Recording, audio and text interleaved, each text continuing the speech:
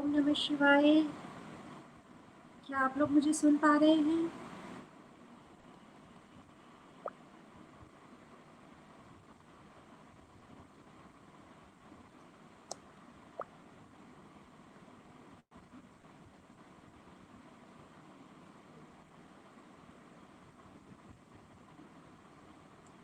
क्या आप लोग मुझे सुन पा रहे हैं? जी। हाँ, मैं अब आप लोगों को सुन पा रही हूँ। और पुत्र अभिषेक, क्या आप यहाँ पे हैं? प्रणाम माँ। मैं यहीं पर हूँ अभी। हाँ, अभी ये कितने लोग हमारे अभी सत्र में उपस्थित हुए हैं?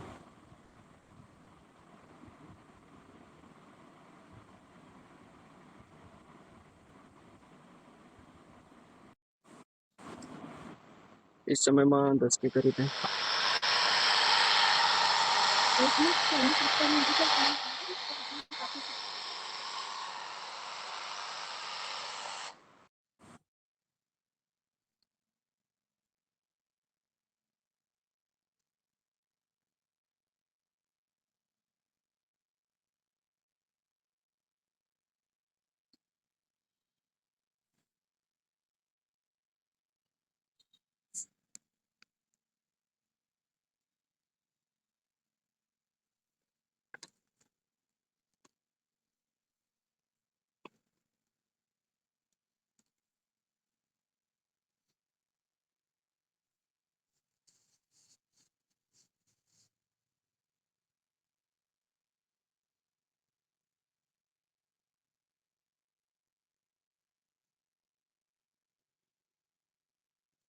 खुली।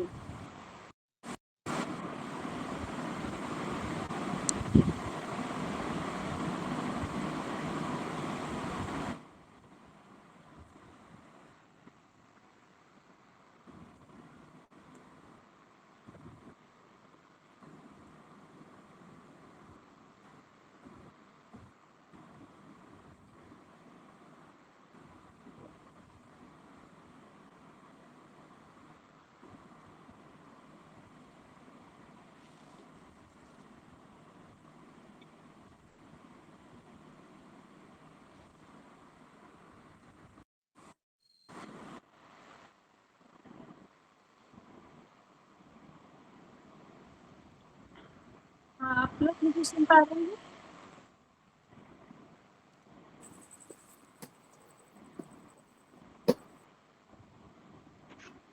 मुझे आप लोगों की आवाज आनी चाहिए। एक बार आप लोग अपने फोन को अनम्यूट करें। ओम नमः शिवाय कहें। जी माँ, हाँ माँ, आवाज आ रही आपकी वॉइस आ रही है। ठीक है, मैं सुन पा रही हूँ आपको। कितने पुत्र अभिषेक, कितने 8 लोग हैं? है। आज डोंट की वॉइस कम करो। माँ इस समय स्वामी 18 जी, के करीब है। स्वामी जी प्रणाम। स्वामी त्रिकमल जी मध्य प्रदेश में रहते हैं। और उनकी प्रेरणा से ही मैं और पुत्र अभिषेक, इन 2 लोगों की प्रेरणा से मैं आज का पहला सेशन अब तक का आयुर्वेद का आपके सामने मैं प्रस्तुत कर रही हूँ। और स्वामी जी बहुत बड़े एक वैज्ञानिक हैं, बहुत सारी भाषाओं के जानकार हैं स्वामी त्रिकमल जी। और 12 बार उन्होंने नर्मदा महानर्मदा की अखंड परिक्रमा की है। संग्रह शून्य परिव्राजक हैं स्वामी जी। और उनसे मुझे मार्गदर्शन मिलता है आयुर्वेद में, आध्यात्म में और अन्य बहुत सारी विधाओं में। तो स्वागत है स्वामी जी। और मैं चाहती हूँ आज स्वामी जी हमारे बीच में आयुर्वेद के विषय में कुछ कहें। आयुर्वेद के प्रकांड विद्वान है वो ये, और ऐसी ऐसी बातों के विषय में ये जानते हैं जो अभी तक कहीं पुस्तकों में छपी नहीं है, पुस्तकों में कहीं बताया नहीं, किसी ग्रंथ में नहीं छपी है। वो स्वामी जी वो ज्ञान रखते थे। और कैंसर के उपचार के लिए वो मुझे प्रेरित करते हैं, और बहुत सारे उन्होंने रुद्राक्ष के द्वारा मुझे उपाय बताए कि रुद्राक्ष की सहायता से हम कैंसर को ठीक कर सकते हैं। यद्यपि मैंने काम नहीं किया है, और स्वामी जी ने मेरे पास 1-2 किलो रुद्राक्ष पहुँचा भी दिए हैं, उस पर मैं जल्दी से ही विषय में काम करने वाली हूँ और स्वामी जी का बहुत धन्यवाद करती हूँ। और स्वामी जी कुछ बोलना चाहेंगे तो स्वामी जी एक बार आपसे प्रारंभ अपने श्री वचनों से ही मुझसे करें। जी स्वामी।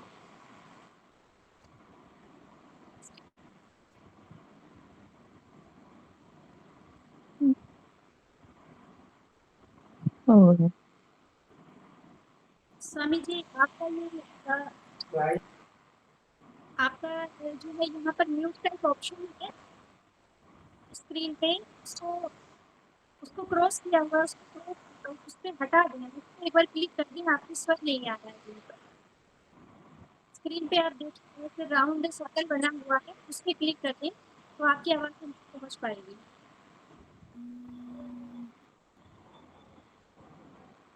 पुत्र अभिषेक यहाँ पे हैं, आप समूह में उपस्थित रहें। माँ आपकी वॉइस भी है ना ठीक से नहीं आ रही है, सब रुक रुक के हुआ वॉइस आ रही है माँ। अच्छा, मेरी आवाज़ भी नहीं आ रही है आपको? हाँ बहुत कम आ रही है, वॉइस भी बहुत कम आ रही है।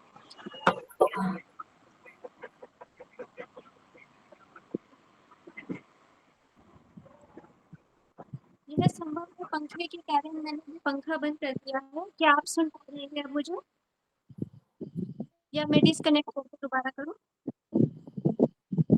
हाँ, स्वामी जी आप बोलिए, मैं दोबारा ज्वाइन करती हूँ। जी स्वामी जी बोलिए।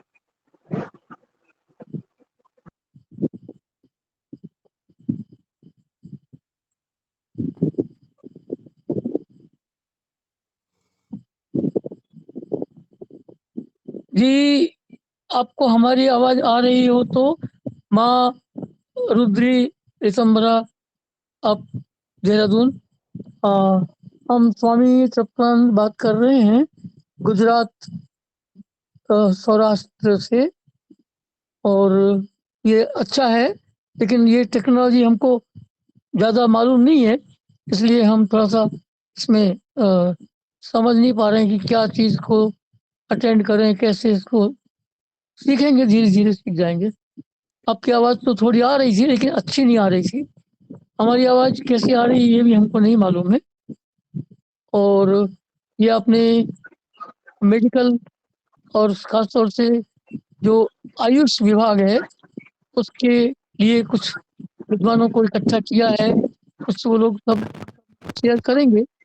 हर किसी के पास कुछ ना कुछ अद्वितीय होता ही है।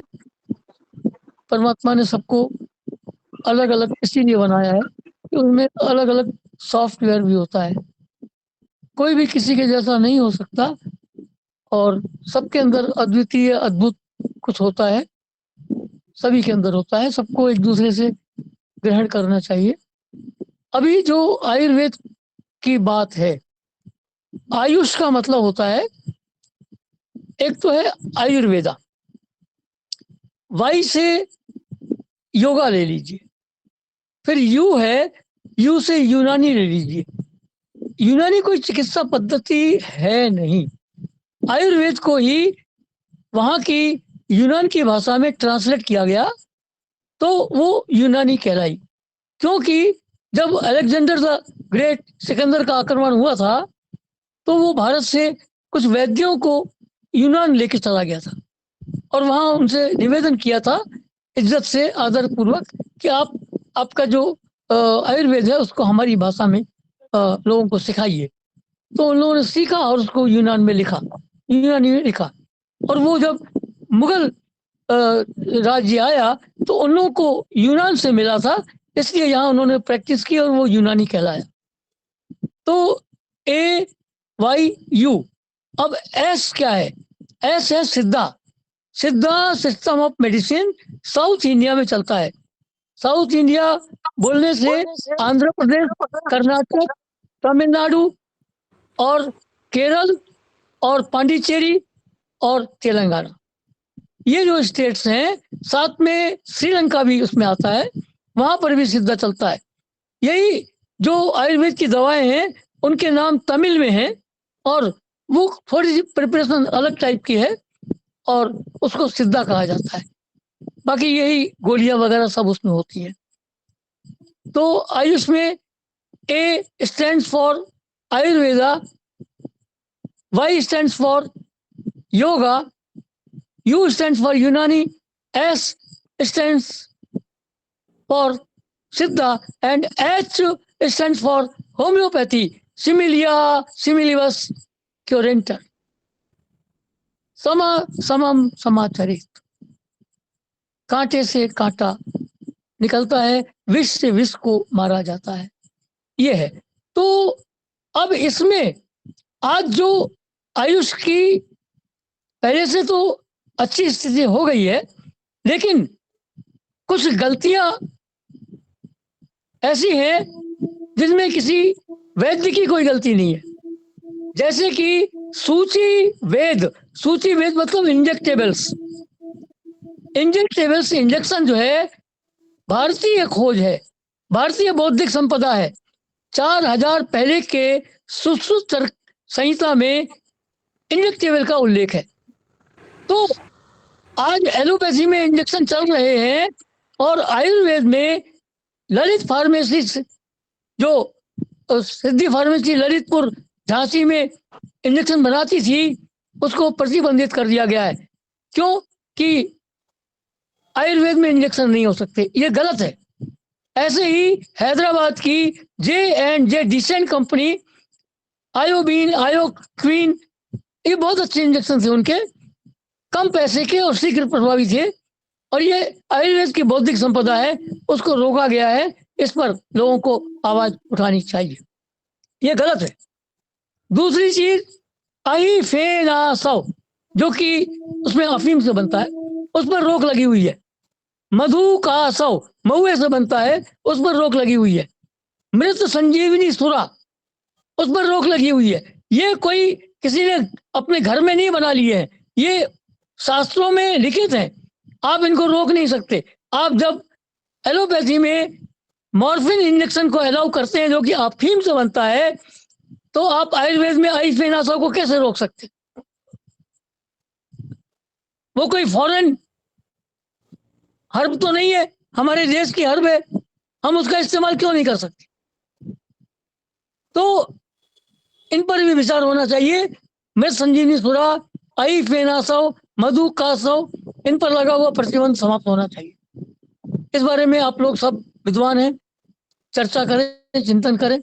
और आयुर्वेद में जिस तरह से पहले हर्बल वनस्पतियों का ही योगदान था, नागार्जुन जो थे उन्होंने धातुओं का, धातु कर्म का, उसमें पारद है, ताम्र है, यशद है, टंकण है, सब उनको उन्होंने इसमें डाला और उसकी प्रोफाइल को बढ़ाया, उसके कार्य क्षेत्र को, क्षमता को बढ़ाया।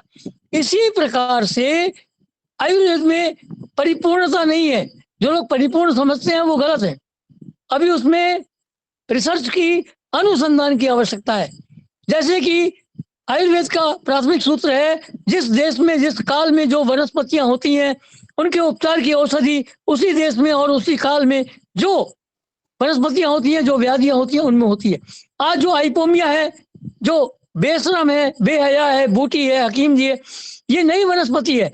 इस पर रिसर्च होनी चाहिए, क्योंकि नई समय की बीमारियों की दवा उसमें हो सकती है। इसी प्रकार से पार्थेनियम, गाजर घास जिसको बोलते हैं, उस पर भी रिसर्च होनी चाहिए, क्योंकि जो नई व्याधियां हैं पुरानी वनस्पतियों में उसकी दवा नहीं मिलेगी। और मशरूम जो है, कम से कम 4-5 हजार प्रकार के मशरूम है, उसका कोई भी आयुर्वेद में उपयोग नहीं है, ये गलत है।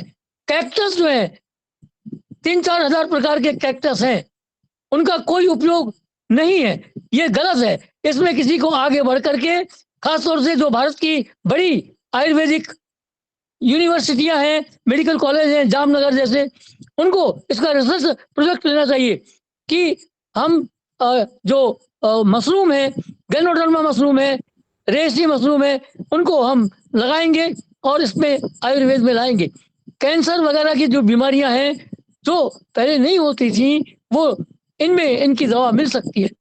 ऐसे ही कैक्टस में भी 1-2 दवाएं हैं थोड़ की, लेकिन बाकी नहीं है। बाकी कैक्टस पर रिसर्च होने की जरूरत है, और ये हम ज्यादा अभी समय नहीं दे सकते, हमारा दूसरे कार्य की व्यस्तता का टाइम हो गया है। मोबाइल पर सत्संग चलता है। हम अब विदा लेंगे। आप लोगों ने हमारी बात सुनी होगी। धन्यवाद। हम कैसे इससे अलग हो हमको नहीं मालूम है। प्रतिमा बताइए क्या करें, हम अलग कैसे हों? स्वामी जी, लाल कलर का डिस्कनेक्ट का बटन है, लाल रंग का फोन बना अच्छा, हुआ है। हाँ। यहाँ पर कुछ और व्यक्ति जो हैं आयुर्वेद के वैद्य, कोई यदि उपस्थित हो तो स्वामी जी ने कहा है उन लोगों को जोड़ा गया है। कोई उपस्थित है तो कृपया ऑनलाइन आए और बताएं और अपना परिचय दें। ठीक है, कोई नहीं है तो हम आगे का शुरू करते हैं। देखिए, आज मैंने कोई रिपोर्ट तैयार की है और लगभग 10 पन्ने मेरे रिपोर्ट में मैंने तैयार किए हैं। लगभग 3 दिन लगे हैं और मैंने 10 पन्नों का कुछ जो है बहुत सारी बातें आप तैयार की हैं। और उनमें मैं जो मुख्य रूप से आज बात करना चाहूंगी, जो सबसे बड़ी समस्या है आज के समय में। आप मेरी आवाज सुन पा रहे हैं? क्लियरली सुन पा रहे हैं? ठीक है।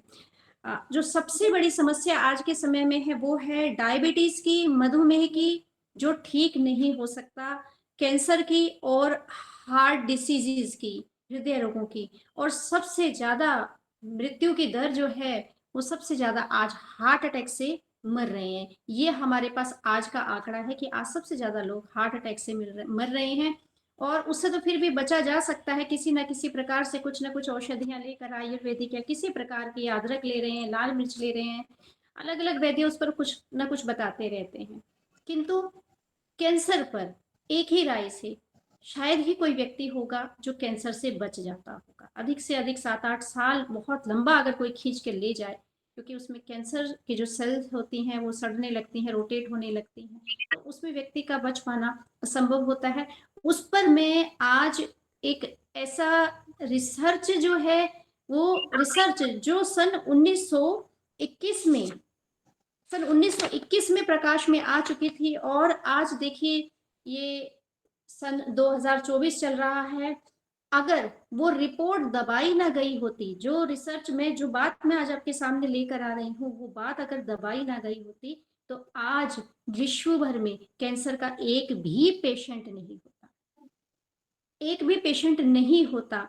90% इस 1951 में, 1921 से ये खोज शुरू हुई, उस पर रिसर्च करते करते, प्रयोग करते करते 1951, उस पर बहुत सारे प्रयोग किए गए, बहुत सारे पेशेंट्स पे इस पे प्रयोग किए गए, और 1951 तक लगभग 2500 पेशेंट का, 2500 पेशेंट्स का इलाज सफलतापूर्वक किया गया।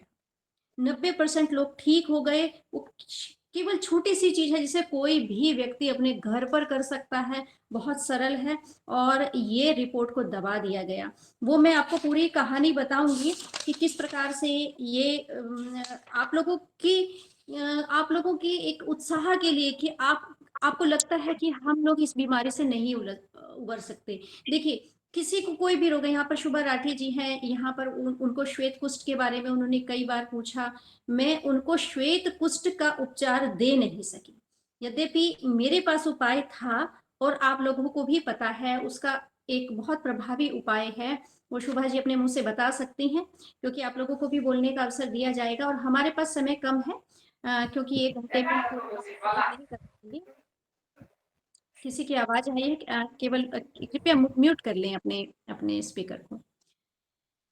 तो 1 घंटे के समय में मैं पूरा शायद ही कवर कर पाऊं, तो आज मैं थोड़ा बोलूंगी, और आप लोगों को कोई क्वेश्चन पूछना होगा तो शायद 1-2 दिनों में फिर से मैं सेशन दे सकती हूँ। और आप लोगों को मैं बताना चाहूंगी कि आप लोगों का कोई भी रोग है और अगर वो ठीक नहीं हो रहा है, यहाँ पर एक ऐसे रोग का मैं बताऊंगी जिसका एक बार के लिए, अब कैंसर के लिए भी कहीं ना कहीं आपको शरण मिल जाएगी, चाहे अंग्रेजी हॉस्पिटल में है, लेकिन एक बीमारी है जिसके लिए आपको बिल्कुल साफ साफ मना हो जाता है, उसका कोई उपचार ही नहीं है, वो है इंसुलिन के इंजेक्शन लगना। टाइप 1 डायबिटीज कहते हैं उसको। और इसमें व्यक्ति के पास कोई विकल्प नहीं। छोटे छोटे बच्चों को इंजेक्शन लगता है, बहुत पेनफुल होता है। पता नहीं, मुझे नहीं पता, मैंने नहीं देखा है, लेकिन मैं सुनती हूँ कि छोटे छोटे बच्चों को 6 7 8 साल का जब बच्चा होता है उसको डायग्नोज होता है, 3 4 6 साल का बच्चा उसको डायग्नोज होता है और उसको इंजेक्शन लगने लगते हैं इंसुलिन के। मैंने इस पर कभी काम नहीं किया, क्योंकि मुझे पता है कि आयुर्वेद में भी इसका ट्रीटमेंट नहीं है कोई, क्योंकि इंसुलिन बीमारी आज की बीमारी है, उस समय ये बीमारी नहीं हुआ करती थी। क्योंकि शुगर यदि मीठे से होता तो बहुत पहले हो चुका होता। शुगर कभी भी पहले बहुत गुड़ खाया करते थे, और गुड़ में जबरदस्त आयरन होता है। जो व्यक्ति गुड़ खाएगा उसमें कभी खून की कमी नहीं होगी, लेकिन वो ऑर्गेनिक होना चाहिए। तो पहले कभी चीनी नहीं होती थी, गुड़ होता था, तो गुड़ से कभी भी किसी का खून मीठा नहीं हुआ। लेकिन आज जो चीनी आप खा रहे हैं, उसी चीनी से वही चीनी आपकी किडनी को खराब कर देती है। अगर किडनी खराब होती है तो समझिए उसमें चीनी का बहुत बड़ा सारा का सारा चीनी का रोल है, उसके बाद दवाइयों का अपना रोल है। तो ये जो इंसुलिन की बीमारी है, ये बीमारी भी, या श्वेत कुष्ठ की बीमारी है, ये बीमारी और डायबिटीज और कैंसर, ये 4 बीमारी एक ही औषधि से ठीक हो जाती हैं। उस औषधि की चर्चा करने से पहले मैं आपको ये पूरा किस्सा सुनाती हूँ कि ये किस्सा कहाँ से शुरू हुआ। और देखो, ये 1921 की बात है। 1921 में अमेरिका के 4 डॉक्टर, आप लोग सुन रहे हैं और कोई बोर हो रहा हो तो एक बार वीडियो कॉल में आकर अपना हाथ खड़ा कर लेना, या किसी और तरह से मुझे जो है एक संकेत दे देना। अमेरिका के 4 डॉक्टर थे, उनमें जो थे 3 एमडी थे, एक पीएचडी था। उन्होंने एक पूरे पूरे अमेरिका का एक सर्वे किया, और सर्वे जब उन्होंने किया तो उन्होंने एक रिपोर्ट बनाई। जैसे मैंने 10 पन्नों की एक रिपोर्ट बनाई है आज, उन्होंने 4 डॉक्टर्स ने पूरे अमेरिका में जितने पेशेंट रहे होंगे सबका सर्वे किया, और पूछा होगा जैसे मैं आप लोगों से फोन पे पूछती हूँ, बहुत देर देर बात करती हूँ, हाँ आपका नाम क्या है और आपके परिवार में कितने सदस्य, मैं बहुत सारी बातें पूछती हूँ, क्योंकि मेरी अपनी एक रिसर्च रहती है जो अपने दिमाग में चलती है। वो पेपर पे भले ही नहीं लिखूंगी मैं, लेकिन एक पेशेंट को ठीक करने में रिसर्च बहुत काम आती है कि इस रोग की जड़ कहाँ है। तो जो वैज्ञानिक लोग होते हैं वो पूरा मूल पकड़ना चाहते हैं कि बीमारी कहाँ से शुरू हुई।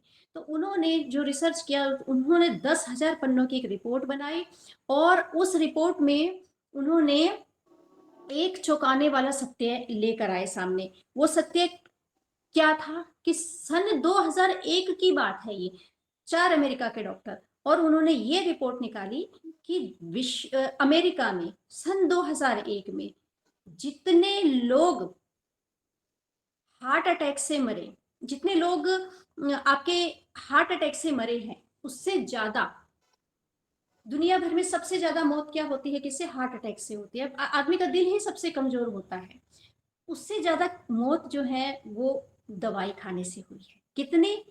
कितना ज्यादा अंतर था। अगर व्यक्ति 7-6 लाख व्यक्ति अगर नेचुरल डेथ मरे हैं, अपनी नेचुरल या कोई किसी बीमारी से मरे हैं, तो 8 लाख लोग, ये देखिए, आप मान सकते हैं कि यहाँ पे 7 लाख लोग एक साइड रख लो, वो मरे हैं आपके हार्ट अटैक से। तो 8 लाख लोग अलग से, वो 8 लाख लोग अलग हैं, वो 8 लाख लोग मरे हैं केवल और केवल दवाई खाने से। कितना बड़ा आंकड़ा था। और निकल के आया कि कितने लोग, जब उन्होंने देखा कि कितने लोग हैं, तो 2001 में उन्होंने जितने लोगों की संख्या थी वो 7,85,000, यानी लगभग 8 लाख लोग अमेरिका में सन 2001 में दवाई खाने से मर गए। कितना बड़ा आंकड़ा, कितना चौंकाने वाला आंकड़ा है। और ये अमेरिका की बात है। अमेरिका कितनी जनसंख्या है भारत की, उससे 4 गुना ज्यादा है। आप ये लगाइए कि 2001 में अमेरिका में, सिर्फ 2001 ही वर्ष की बात कर रहे हैं, कि 7,85,000 यानी 8 लाख लोग केवल दवाई खाने से मर गए। यानी जो डॉक्टर्स के संपर्क में रहे वही लोग मर गए। जो हार्ट अटैक से मरे वो अलग थे, लेकिन डॉक्टर्स के संपर्क में आने से जो उपचार से मरे हैं वो 8 लाख लोग हैं। और उन डॉक्टर्स ने ये कहा कि it is the tip of the iceberg. भाई ये तो आप समझिए, अभी तो ट्रेलर है, पिक्चर अभी बाकी है ना। अब आप जानते हैं कि केदारनाथ की बाढ़ आई थी, तो उत्तराखंड के लोग तो बहुत अच्छे से जानते हैं इतने लोग मर गए, इतने लोग मर गए, और जो सब सब समाचारों में बताया गया, कुल मिला के जो आंकड़ा बताया गया, मुझे अगर मैं गलत नहीं हूँ तो 1 से 1.5 लाख मौत बताई गई, इतने लोगों की मृत्यु हुई, 1 से 1.5 लाख। लेकिन हम जानते हैं कि 5 लाख लोगों से अधिक लोगों की मृत्यु हुई थी केदारनाथ की त्रासदी में, यानी कि 4 गुना कम मृत्यु बताई गई। अब मैं ये मान सकती हूँ कि जो अमेरिका में 7,85,000 का आंकड़ा बताया गया, असल में मृत्यु कम से कम 32 लाख लोगों की हुई होगी। अब भारत की जनसंख्या उससे 4 गुना ज्यादा है। जब अमेरिका में केवल डॉक्यूमेंटेशन में ये आया कि रिसर्च करने पे 8 लाख लोग डॉक्टर के ट्रीटमेंट से मरे हैं, तो आप ये लगा लीजिए कि भारत में हर साल 32 लाख लोग, 4 गुना ज्यादा लोग कम से कम डॉक्टर के टच में, संपर्क में आने से मरते होंगे। ये बहुत बड़ा चौंकाने वाला आंकड़ा है। मैं आपको ये जो कहानी सुना रही हूँ, ये या आप लोगों को लग रहा होगा कि मैं कुछ आऊंगी नुस्खे बताऊंगी, वो सब चीज नुस्खे देखो किताबों में लिखे हुए, यूट्यूब पे लिखे हुए, शॉर्ट वीडियोस आ रही हैं, आप वहां से सीख सकते हैं, कुछ भी वहां से बहुत सारे प्रयोग कर सकते हैं, और आपने किए भी होंगे, लेकिन they are of no use at all.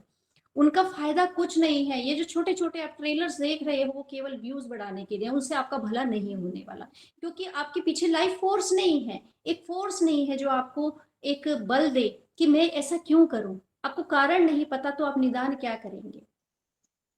आप केवल नुस्खों से ठीक नहीं हो सकते, आपके पीछे शक्ति नहीं आएगी, प्रेरणा शक्ति कहाँ से लाएंगे। आपको ये तथ्य जानने जरूरी है कि आप क्या गलती कर रहे हैं, क्या गलती आप क्या कर रहे हैं, या भारत में क्या क्या षड्यंत्र चल रहे हैं आपके साथ। क्या एक एक व्यक्ति, आज भारत का एक एक व्यक्ति, जिसमें खुद डॉक्टर भी सम्मिलित है, खुद डॉक्टर, डॉक्टर भी कुछ नहीं जानता, डॉक्टर भी उसी खेल का एक हिस्सा है। डॉक्टर को मोहरा जैसे एक आत्महत्या के लिए मानव बम नहीं तैयार किए जाते, वो आदमी को खुद भी फना होना है, खुद भी कुर्बान होना है, और दूसरे को भी बर्बाद करना है। उस व्यक्ति को पता होता है, लेकिन डॉक्टर्स को नहीं पता, लेकिन वो खुद को ही बम बांध रहे हैं। उनके अपने परिवार स्वस्थ नहीं है। मैं बार बार कहती हूँ, जो डॉक्टर्स हैं, अंग्रेजी डॉक्टर्स के हाल देख लेना, ज्यादातर डॉक्टर्स गंजे मिलेंगे, चश्मे चढ़े होंगे, पेट उनका बाहर निकला होगा। अरे भाई, कैसे स्वस्थ हो सकते हो। छाती से जब पेट आगे निकल जाता है, वो व्यक्ति देखकर ही समझ जाना उसका पेट गड़बड़ है, उसका कब्ज है, उसको उसको कोई ना कोई दिक्कत है, उसके लीवर में दिक्कत है। वो दूसरे को क्या ठीक करेगा, वो तो खुद ही बीमार बना बैठा है। उसको समझ ही नहीं आ रहा है क्या है। इतना पैसा लगा दिया, 40 लाख रुपए लगा दिए, 50 लाख, या विदेश जाकर पता नहीं क्या क्या करके डॉक्टर बनाए, लेकिन आप कितने बीमार हो, अंदर वो रोते हैं, अंदर वो वैद्य ढूंढते हैं, वैद्यों से उपचार करवाते हैं वो लोग। तो ये स्थिति बनी हुई है। तो उन डॉक्टर्स वो षड्यंत्र का हिस्सा है। जब वो डॉक्टर ही स्वस्थ नहीं है, तो आप अपने आप को इतना समझदार ना माने कि फेसबुक, यूट्यूब, इन सब के, इंस्टाग्राम के छोटे छोटे रील्स देखकर आप ठीक हो जाओगे। वो नहीं हो सकते। ठीक है, वो चीज में आप लोगों को मैं यहाँ पर केवल 27 लोग ऑनलाइन मुझे दिखाई दे रहे हैं, जबकि मैं चाहती थी यहाँ पर अधिक से अधिक, इससे ज्यादा लोगों को स्वस्थ नहीं होना है। वो लोग स्वस्थ नहीं हो सकते, फिर मुझसे अलग से टाइम मांगेंगे। मैं एक एक घंटा एक एक व्यक्ति को समझाने में लगाया है, और मेरी सारी एनर्जी जो है वो एक एक व्यक्ति को समझाने में, एनर्जी भी जाती है, समय भी जाता है, और मेरे पास वो समय होता नहीं है। तो मैं आप लोगों को ये चीज बता रही हूँ। और एक एक और मैंने इस बारे में, एक मुझे और खबर मिली, एक समाचार मिला मुझे। इजराइल इजराइल इजराइल के बारे में ब्रिटेन के एक अखबार में खबर छपी थी। इजराइल में क्या हुआ, एक बार डॉक्टर्स का कुछ वेतन संबंधी कोई समस्या हुई होगी, जो सरकारी डॉक्टर होते हैं, तो उन डॉक्टर्स ने हड़ताल कर दी है। जैसे कई बार इंडिया में भी आप देखते हैं, 1-2 दिनों, 2-4 दिनों में खत्म हो जाती है हड़ताल, तो इसराइल में वो हड़ताल हुई। और हड़ताल होने पर, और वो हड़ताल लंबी चल गई, अब लोगों में हाय हाय मच गई कि अब क्या होगा, हम अब कैसे करेंगे, कितने सारे इलाज, बहुत इमरजेंसी में केस आते हैं, उसमें सारे सब इसेंशियल जो प्रॉब्लम्स थी, जैसे सर्दी जुकाम, इस तरह के लिए तो कुछ ना कुछ दवाई मिल जाती थी, लेकिन डॉक्टर्स की जो ऑपरेशन बंद, ओपीडी बंद, किसी भी प्रकार की इमरजेंसी बंद, सारी सेवाएं बंद हो गई, और काफी लंबे समय तक चली। इसकी इसकी चर्चा ब्रिटेन के अखबारों में हुई। तो एक अखबार इसराइल का था, जेरूसलम पोस्ट। तो उस अखबार ने ये खबर छापी कि सारे डॉक्टर अनिश्चित कालीन हड़ताल पर चले गए हैं। अब ये हुआ कि अब इतने लोग मर जाएंगे, पता नहीं कितने लोगों की मृत्यु होगी, और वो डॉक्टर्स ने किया ही इसलिए था, जब लोग मरने लगेंगे तब उन डॉक्टर्स की मांग बढ़ा, उनकी सैलरी बढ़ाई जाएगी। लेकिन क्या हुआ, बड़ा चौंका देने वाला, कुछ महीनों बाद जब वापस इस पे पोस्ट दोबारा की गई, उस अखबार में जेरूसलम पोस्ट में खबर छपी कि हम रिसर्च करते हैं कितने लोग मारे गए, आप विश्वास नहीं करेंगे 30 से 50% लोगों के डेथ रेट कम हो गए। केवल डॉक्टर्स की हड़ताल करने से 30 से 50%, यानी अगर डॉक्टर्स के हड़ताल पे जाने से 1 लाख लोग बीमार हुए होंगे ना, तो 50 तो गुजर ही गए होंगे किसी ना किसी, लेकिन 50 लाख लोग बच गए। मतलब वो डॉक्टर का ट्रीटमेंट अगर कर लेते, वो मरना ही मरना था उन्होंने। तो जो बिल्कुल इमरजेंसी की स्टेट में रह गए थे, वो डॉक्टर का ट्रीटमेंट अगर ले लेते तो उन्होंने 100% जाना था ऊपर। लेकिन वो किसी ना किसी तरह घर में उन्होंने छोटा मोटा जो भी उपाय किए होंगे, भगवान का नाम लेके भगवान बचा लेना, वो बच गए। तो ये इसके बाद एक अफ्रीका में भी फिर यही यही डॉक्टर्स की हड़ताल हुई। चलो एक बार गलती हो गई, हो सकता है कुछ भगवान की वहां पे कुछ कृपा रही होगी। फिर अफ्रीका में भी, मुझे देश का नाम याद नहीं आ रहा है, सापे कुछ है, अगले मैं सेशन में उस नाम बता दूंगी। भुगोटा है, भुगोटा। भुगोटा वो अफ्रीका में एक जगह है। तो वहां के डॉक्टर्स ने हड़ताल पे गई, वहां भी यही हुआ, 30 से 50% डेथ रेट कम हो गई अलग अलग जगह पे भुगोटा के। फिर अमेरिका में खुद ऐसा हुआ, अमेरिका के डॉक्टर हड़ताल पे चले गए, वहां पर भी डेथ रेट कम हो गई। क्या हो रहा है ये? आज आज आप ये देखिए कि आज क्या हो रहा है, हम डॉक्टर्स के पास भाग रहे हैं। मेरे पास, मेरे ही ग्रुप में सत्यम शिवम सुंदरम मेरा ग्रुप है, एक पेशेंट दिल्ली से ऐसा आया, अभी हो सकता है वो भी कहीं ना कहीं ज्वाइन किया होंगे तो सुन लें। वो किडनी के पेशेंट है, मुझसे औषधि उनको 1500 रुपए की मैं औषधि दे रही थी किडनी की, अब देनी बंद कर दी है मैंने, उनको महंगी लगी। और यहाँ पर कुछ लोग होंगे, वो मैं उनसे क्षमा चाहती हूँ, उन्होंने उन व्यक्ति को मेरे से जोड़ा था कि ये किडनी के पेशेंट है, इनको आप देखना, आप ठीक कर सकते हैं। ये म्यूट ऑफ करके रखिए। तो वो व्यक्ति, हैरान होंगे, उस व्यक्ति ने, शायद मुझे ध्यान आ रहा है, 40 से 70 लाख रुपया, उनका हेलीकॉप्टर भी है अपना, अभी ऐसा कुछ बताया था, देखिए किसी को नाम याद आ रहा हो तो मुझे बताइएगा। तो उन्होंने 40 से 70 लाख रुपया लगा दिया था किडनी के ट्रीटमेंट में, कुछ नहीं हुआ, कुछ नहीं। मेरी दवाई उन्हें 1500 रुपए की महंगी पड़ी। एक बार उन्होंने मंगवाई, बड़ी रो रो के, दूसरे महीने नहीं मंगवाई, 3 4 5 महीने बाद फिर वो मेरे पास ट्रीटमेंट के लिए आ रहे। मैंने उसके बाद से उनका केस नहीं लिया, क्योंकि उनका दिल्ली के डॉक्टर्स, मुझे लगता है कि 1500 रुपए तो केवल उनकी काउंसलिंग फीस होगी, कंसल्टेशन चार्जेस होगी, मुझे ऐसा लगता है दिल्ली में। नहीं तो 500 रुपए, 350, 400, 500 तो गांव गांव में अच्छे डॉक्टर्स तो इतना लेते ही हैं।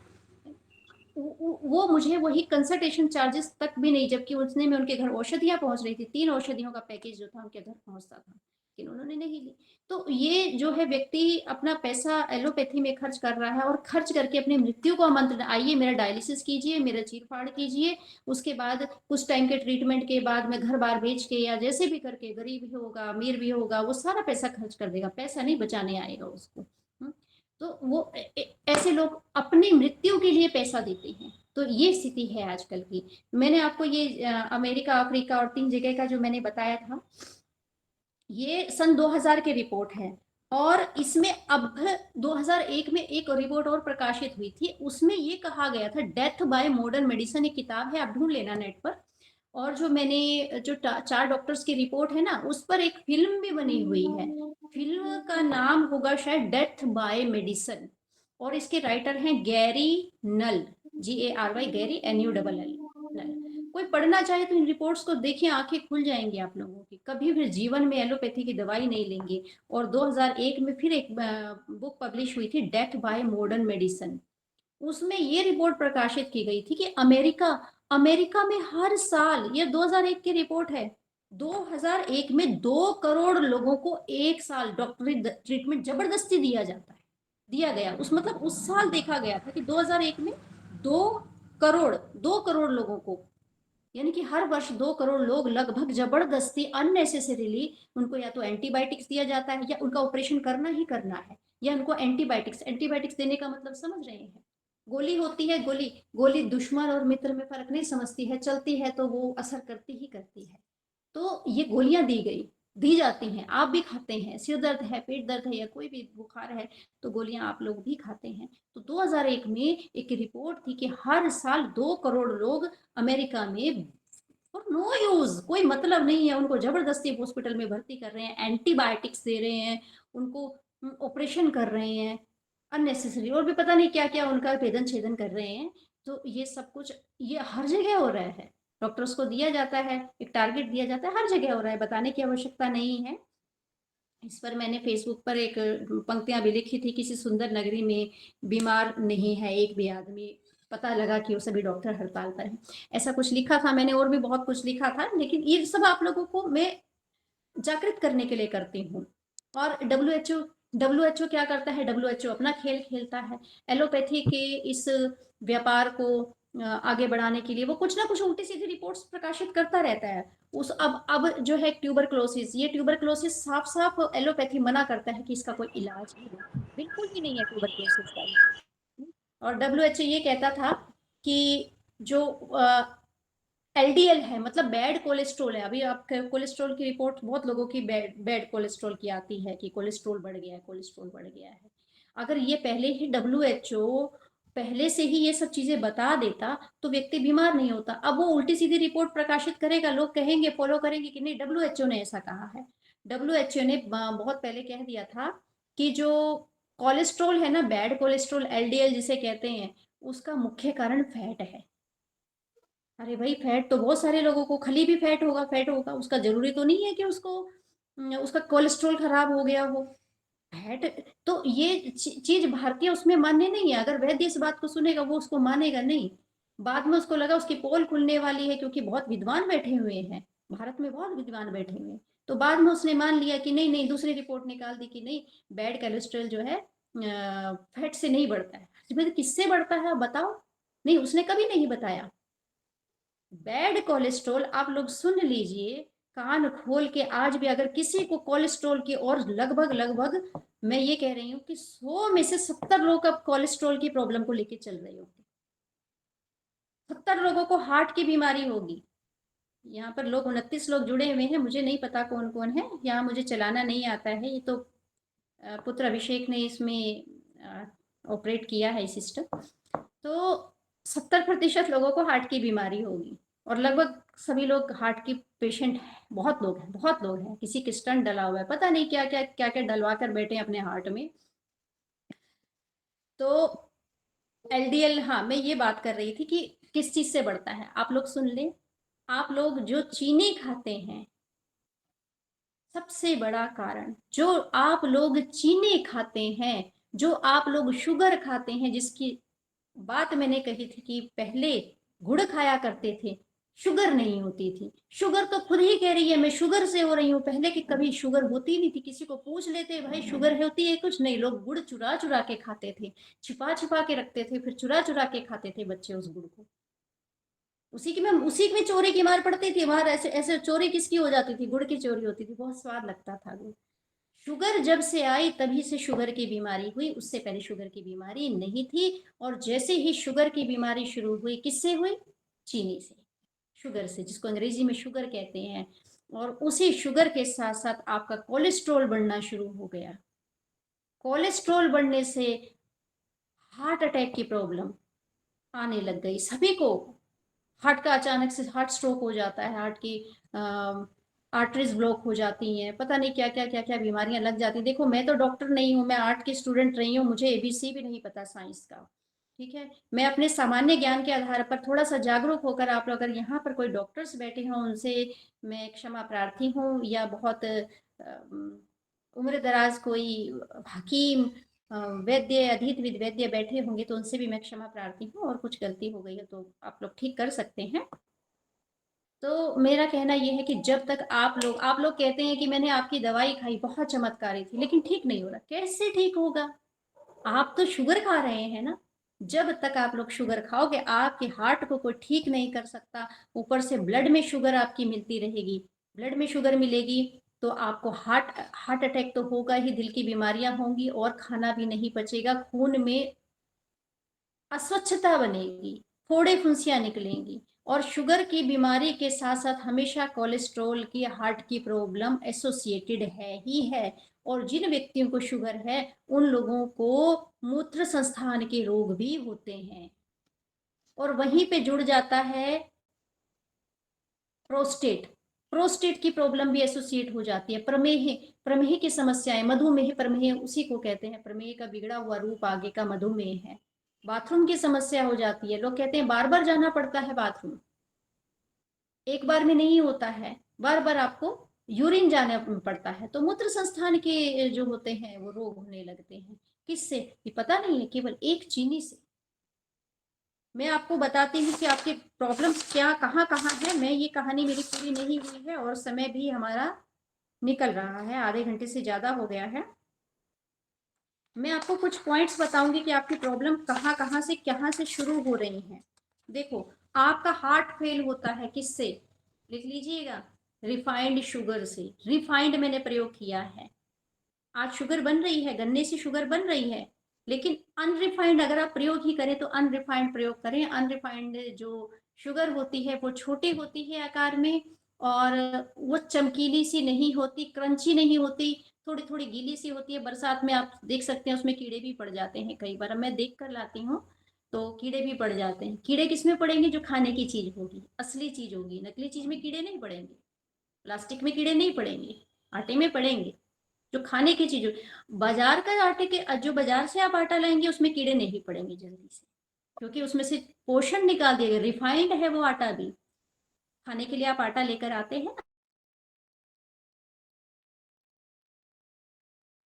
क्योंकि इनमें से जान निकाल ली गई है। वो गाय खा लेती है, हम अपनी गाय को चारा देते हैं, भूसा देते हैं, उसमें चोकर देते हैं, वो चोकर निकाल दिया, फाइबर निकाल दिया। आप जानते हैं मिट्टी, मैं बड़े प्राकृतिक उदाहरण देती हूँ। मिट्टी में क्या है, अगर मिट्टी को फाइबर ना दिया जाए तो मिट्टी पत्थर हो जाएगी और मिट्टी में घास नहीं जमेगी। मिट्टी भुरभुरी होती है ना, वो क्या है, फाइबर ही तो है मिट्टी का। और मिट्टी जितनी प्लेन होती जाएगी, जितनी चिकनी होती जाएगी, उसमें जीवन की संभावनाएं उतनी कम होती चली जाएंगी। रेत कितनी चिकनी होती है, शीशा बनता है रेत से।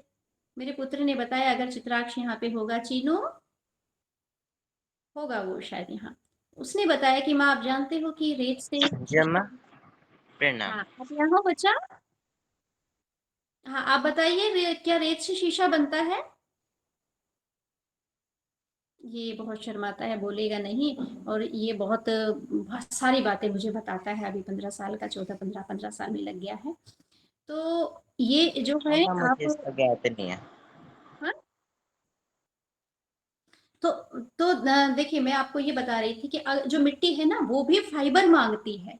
अगर मिट्टी में फाइबर, यानी मिट्टी भुरभुरी ना हो, उसमें दानेदार मिट्टी ना हो। और देखो, आप छोटे छोटे जो कीड़े देखे हैं मिट्टी में, वो गोल बॉल्स बनाकर चलते हैं, बॉल्स, वो औषधि बना देते हैं, उस मिट्टी का फाइबर बनाते हैं। जब मिट्टी को फाइबर चाहिए तो हम उस मिट्टी से बने हुए पंच तत्वों से बना हुआ शरीर, हम इससे फाइबर छीन रहे हैं, तो हमारे अंदर जीवन शक्ति कम होती चली जाएगी।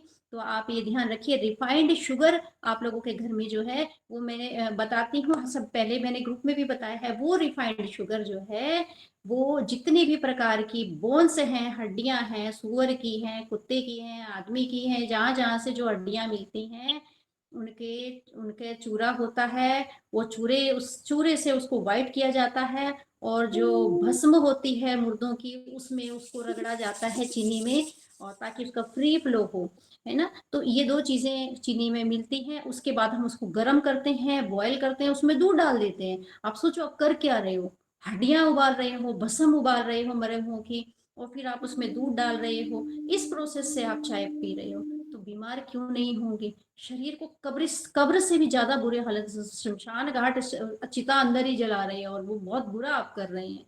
तो ये कृपया मत कीजिए। चीनी का प्रयोग बिल्कुल बिल्कुल अपने घर से उठा के फेंक दीजिए, अपनी गाय, कुत्ते, किसी को भी नहीं दीजिए, किसी को भी नहीं। अगर वो चींटी खाना शुरू हो जाएंगी, वो भी बीमार हो जाएगी, उनका भी पूरा का पूरा जीन में चेंज हो जाएगा।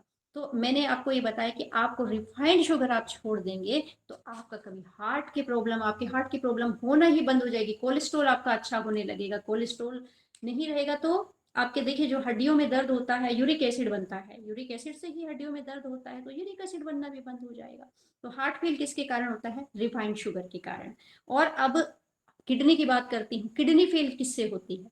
हार्ट फेल बता दिया मैंने, हार्ट फेल का सबसे बड़ा कारण आपका शुगर है। किडनी फेल क्या है? रिफाइंड नमक।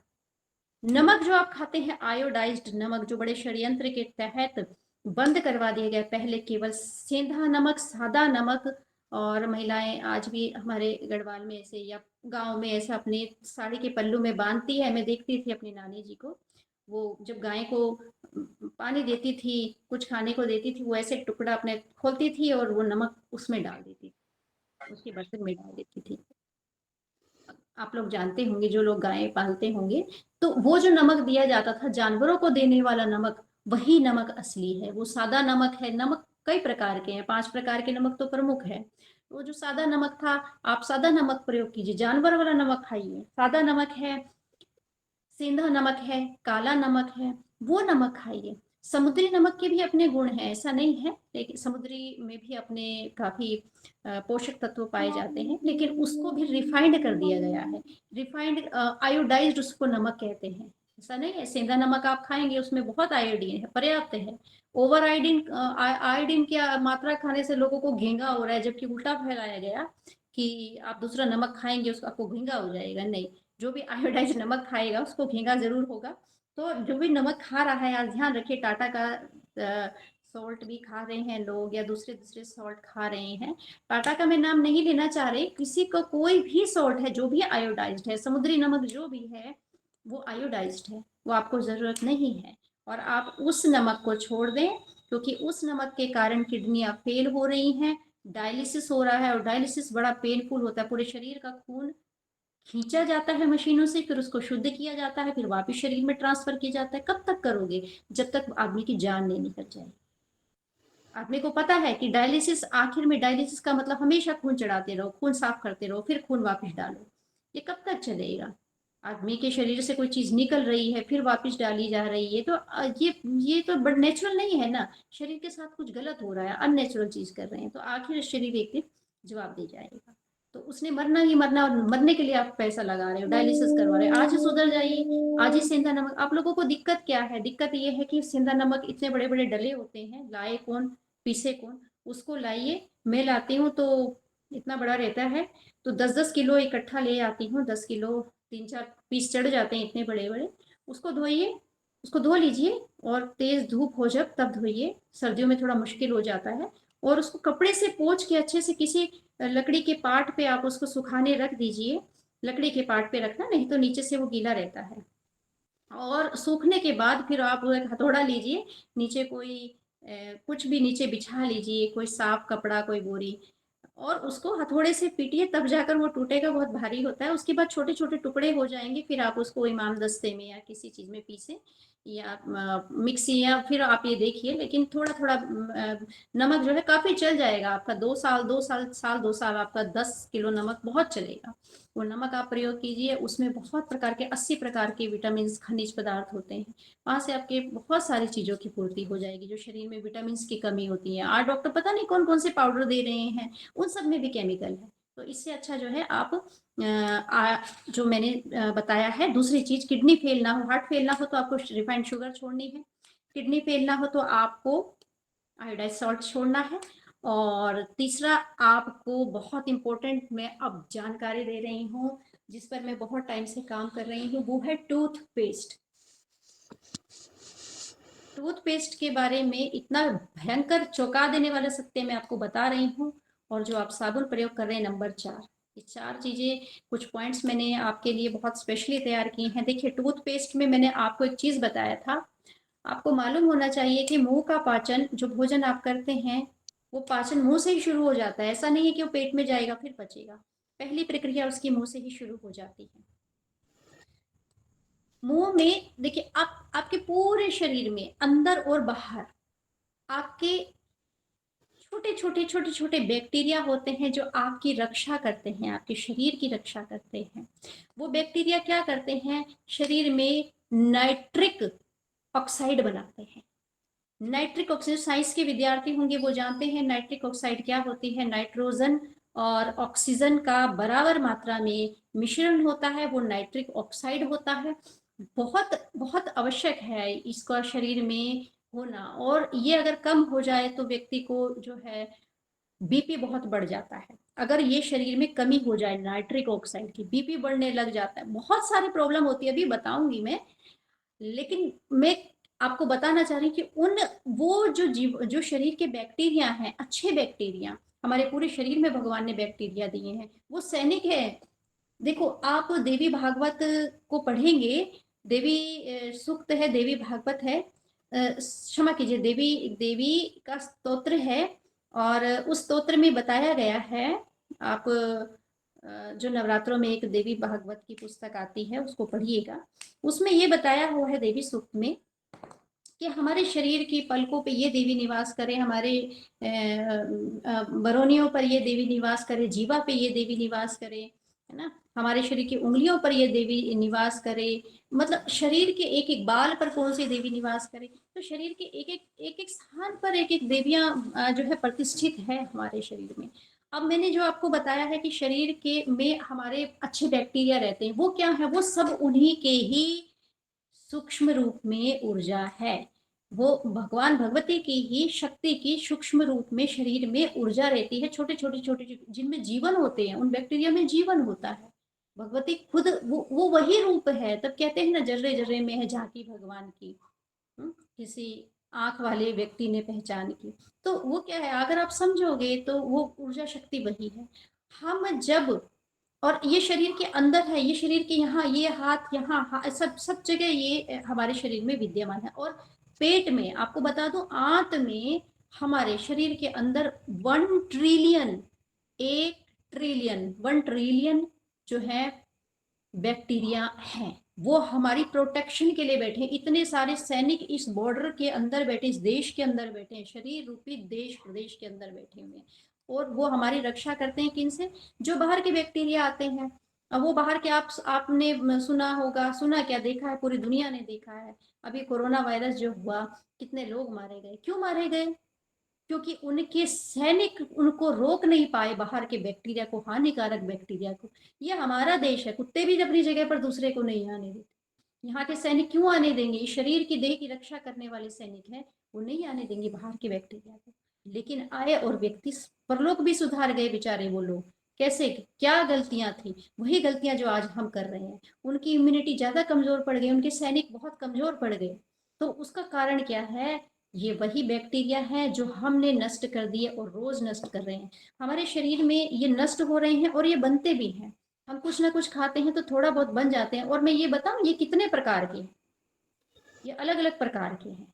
जैसे आप एक घर में कुछ लोग रहते होंगे, 5-10 इतने ही तो लोग रहते होंगे, आपकी सबकी शक्लें अलग अलग है, सबकी मांग अलग अलग है ना। कोई कहता है मुझे मूंग की दाल खानी है, कोई कहता है मुझे ब्रेड खाना है, कोई कहता है मुझे पास्ता खाना है, कोई कुछ कोई कुछ। तो इसी प्रकार से ये 30,000 प्रकार के अलग अलग डिमांडिंग बैक्टीरिया, एक कहता है मुझे ये चाहिए, दूसरा ये विटामिन चाहिए, ये मिनरल चाहिए, सब अलग अलग खाना मांगते हैं। और जब अगर हम उनकी पूर्ति करते रहते हैं तो वो बैक्टीरिया शरीर स्वस्थ रहता है। कितने प्रकार के, 30,000। आज व्यक्ति ने सारा सामान, सब औषधि नहीं, भोजन जो है बिगाड़ इतना दिया है, ब्रेड खा रहा है, रेडीमेड फूड खा रहा है, जिसमें कुछ नहीं है, पैकेट बंद फूड खा रहा है। मालूम है वो कितने प्रकार के रह गए हैं, केवल 1800 प्रकार के। बाकी जो 30,000 में से 1800 को निकाल दो, उतने बैक्टीरिया आज खत्म हो चुके हैं। जैसे कहते हैं ना, डायनासोर खत्म, एक प्रजाति खत्म हो गई, हमने वो प्रजाति अपने शरीर के अंदर खत्म कर चुके हैं। बहुत सारी बातें हैं आप लोगों को बताने के लिए कि वो हम कैसे विकसित कर सकते हैं, और वो व्यक्ति एक्स्ट्रा ऑर्डिनरी उन्नति कर जाएगा। आज के युग में एक्स्ट्रा ऑर्डिनरी उन्नति, आसमान की ऊंचाइयों को छुएगा, तन में मन से हर तरह से स्वस्थ, हर तरह से विद्वान। आप लोगों को अपने शरीर को कुछ ना कुछ तो ऐसा देना है कि वो कम से कम जो 30,000 है, 30,000 में उसके ज्यादा से ज्यादा निकट पहुंच पाओ। लेकिन वो जो 1800 बच गए ना, आप लोग उसको भी मार रहे हो, और इसी कारण लोगों की डेथ हो रही है आज। कम से कम उसको तो बचा लीजिए। तो सबसे पहले आप, जो मैं बता रही हूँ, टूथपेस्ट करते हैं, सबसे पहले आपका नाइट्रिक ऑक्साइड मुंह से खत्म होना शुरू हो जाता है। जैसे ही आपने टूथपेस्ट किया, टूथपेस्ट में मैंने बहुत साल पहले, लगभग 8-10 साल पहले मैंने फेसबुक में पोस्ट लिखी थी, 10-12 साल पहले मैंने, और मिल भी जाएगी, कि उस समय मैंने टूथपेस्ट का नाम लिया था और उसमें मैंने बताया था 7 प्रकार के पेस्टिसाइड पड़ते हैं जो हम खेतों में छिड़काव करते हैं। वो पेस्टिसाइड, उनका काम क्या होता है? कीटाणुओं को मारना, बैक्टीरिया को मारना। हम लोगों ने कभी ये नहीं सोचा कि बैक्टीरिया गोली तो गोली होती है, तलवार तब चलती है, वो मित्र और शत्रु में अंतर नहीं देखती, वो मारना उसका काम है। तो बैड बैक्टीरिया रात रात में मुंह में होते, उसको उसने मारा, ऑफ कोर्स मारा, उसके साथ साथ अच्छे बैक्टीरिया को भी मार दिया। आपको पता क्यों नहीं लगा? आपको नहीं लगा पता। बैड बैक्टीरिया मर गया, आपके मुंह से खुशबू आने लगी, दांत चमकने लगे, आपको सिर्फ ये दिखाई दिया। लेकिन आपने कभी जब अच्छे बैक्टीरिया को देखा ही नहीं, तो आपको कैसे पता कि वो कहाँ थे, कहाँ गए? आपने देखा ही नहीं। वो वास्तव में दिखते नहीं थे, वो मुंह के अंदर ही रहते, आपके मुंह की रक्षा कर रहे थे, आपकी दांतों की रक्षा कर रहे थे। जैसे ही आपने टूथपेस्ट शुरू किया, वैसे ही आपके अच्छे, ये रात रात में फिर बनते हैं, एक दिन में 24 घंटे में फिर बेचारे थोड़ा थोड़ा जन्म लेने लगते हैं, कि शरीर को बचाने के लिए आप लोग फिर टूथपेस्ट करके फिर मार डालते हैं। आप डेली नित्य नित्य अपने हर चीज को खत्म करते जा रहे हैं, दांतों को खत्म कर रहे हैं, आंखों को खत्म कर रहे हैं, आंखों से दिखना छोटे छोटे बच्चों को बंद हो रहा है, चश्मे लग रहे हैं। इन सब का कारण क्या है? नाइट्रिक ऑक्साइड का खत्म होना। नाइट्रिक ऑक्साइड हम 2 तरीके से खत्म कर रहे हैं। एक, हम टूथपेस्ट कर रहे हैं, जो बैक्टीरिया है वो मरने लगते हैं। जैसे ही वो मरने लगते हैं तो आपका पाचन, जो भोजन यहाँ से पाचन होना बंद हो जाता है और खाना पेट में सड़ता है। बहुत बड़ी प्रोसीजर है ये। दूसरा, मैं बताऊंगी बाद में कैसे कैसे अंदर ये क्या क्या अंदर क्या चलता है, जब यहाँ से मर जाते हैं अंदर क्या चलता है। फिर हमारे शरीर के बाहर भी वो बैक्टीरिया चिपके हुए हैं, वो दूसरों को अंदर नहीं आने देते, शरीर में त्वचा से अंदर प्रवेश नहीं करने देते। कोई वायरस हाथ के जरिए छू कर आपके शरीर के अंदर नहीं जा सकता, कोरोना को छोड़कर। कोरोना तो गया आप। तो हम क्या करते हैं? साबुन से नहाने लग जाते हैं। जैसे ही हमने साबुन से शरीर को टच किया, साबुन लगाया अपने शरीर पे, वैसे ही जहां जहां उस साबुन ने टच किया, वहां वहां के बैक्टीरिया मरने लगते हैं। बुरे तो मरते मरते हैं, अच्छे भी मरने लगते हैं। जैसे ही अच्छे बैक्टीरिया मरेंगे तो आपकी स्किन को नुकसान होगा, आपकी स्किन के से अंदर जो है कीटाणु प्रवेश करेंगे, बैड वाले, क्योंकि रक्षा, जो सैनिक थे वो खत्म हो चुके हैं। और आपके शरीर की अब त्वचा की रक्षा कौन करेगा? तो त्वचा पे खुजली और अलग अलग प्रकार के सूखापन या अलग अलग त्वचा की बीमारियां, एक्जिमा, सोराइसिस, ये चीजें आपने देखी होंगी। और शरीर के जरिए वो अंदर प्रवेश कर जाती है। अंदर खाना आपका सड़ता है, खाना सड़ने लगता है, गैस बनती है, कब्ज होती है, और उसके कारण गंदी गैस जो है पूरे शरीर में जाती है, माइग्रेन बनती है, सिर में सिर दर्द करती है, घुटनों में बैठती है, वहां का कार्टिलेज जो है, वहां का ऑयल जो है वो सुखाने लगती है, गठिया का रोग हो जाता है। और व्यक्ति को थकान और ब्लड प्रेशर आदमी का बढ़ जाता है, थकान बहुत, मसल्स वीक, मसल्स बहुत ज्यादा थकने लगती है आदमी को। जवानी में ऐसा लगता है बूढ़ा, कि उसकी चाल धीमी धीमी होती है, उसकी बात करने में शांति होती है, उसके अंदर कोई जोश नहीं होता है। तो किसी व्यक्ति में आप देखें, अगर वो बहुत धीरे धीरे बोल रहा है या उसमें उत्साह की कमी है, जवान है, तो आप सोचना या तो उसमें विटामिन B12 की कमी है, या फिर उसके नाइट्रिक ऑक्साइड की उसमें कमी है। और उसका कारण क्या है? एक, साबुन से नहाना, दूसरा टूथपेस्ट करना, तीसरा हम बहुत बड़ा पाप करते हैं, हम अपने सिर को साबुन से धोते हैं या शैम्पू से धोते हैं। जैसे ही आप सिर को शैम्पू से धोएंगे, ये यहाँ का जो नेचुरल ऑयल है वो भी खत्म होगा, त्वचा रूखी होगी, यहाँ के सिर के हमारे जो सैनिक हैं वो मरने लगेंगे।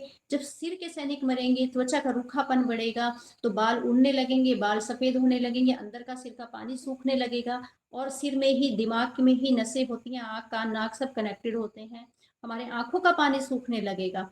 हमारा सिर का जो है ये सिर के जो सिर से में काला ऐसा तरल पदार्थ रहता है जो बालों को काला करता है, वो सूखने लगेगा, बाल सफेद होने लगेंगे, झड़ने लगेंगे, और सिर में खुश्की रहेगी, स्मृति भ्रंश होगा, संज्ञानात्मक शून्यता हो जाएगी, संज्ञान होना बंद हो जाएगा कि हो क्या रहा है। कभी कभी तो किसी को पिंच करो तो पता ही नहीं लगेगा, या किसी को कुछ बोला उसको समझ नहीं आएगा, है मैं कहा था। तो ये संज्ञा शून्यता कहाँ से आ रही है? ये शैम्पू लगाने वालों के कारण। निष्क्रिय हो रहा है, आदमी को समझ नहीं आ रहा है क्या हो रहा है, ध्यान कहीं है, बोल कुछ रहे हैं, समझ नहीं आ रहा, खुश्की हो रही है दिमाग में, क्यों हो रही है? साबुन लगा रहे हैं। और दिमाग में खुश्की, आंखों में खुश्की तक पहुंच जाती है तो चश्मा लगता है। देखो एक साबुन के कारण कितनी प्रॉब्लम हो रही है। यहाँ के कीटाणु मार दिए आपने, यहाँ के कीटाणु मार दिए, पेट के आंतों के कीटाणु भी उसके साथ में खत्म हो गए। तो एक साबुन शैम्पू, मैंने 3 चीजें बता दी आपकी। रिफाइंड शुगर पहला बताया, आयोडाइड सॉल्ट दूसरा बताया, तीसरा मैंने टूथपेस्ट बताया, चौथा मैंने साबुन शैम्पू बताया सिर पर और पूरे बदन पर। यहाँ से आपका नाइट्रिक ऑक्साइड जैसे ही खत्म होगा वैसे ही आपकी शरीर की इम्यून सिस्टम खत्म हो जाने लगेगा। आपको मैंने रोग बताए थे, यहाँ पे मैंने कुछ रोग लिखे हुए हैं।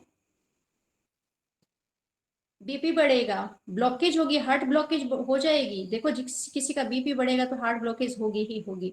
बुढ़ापा जल्दी आएगा, जल्दी थकान होगी, ऊर्जाहीनता हो जाएगी, शक्ति में कमी हो जाएगी। और सबसे बड़ी बात, जब आपके शरीर के कीटाणु मरेंगे ना तो बांझपन की स्थिति उत्पन्न हो जाएगी।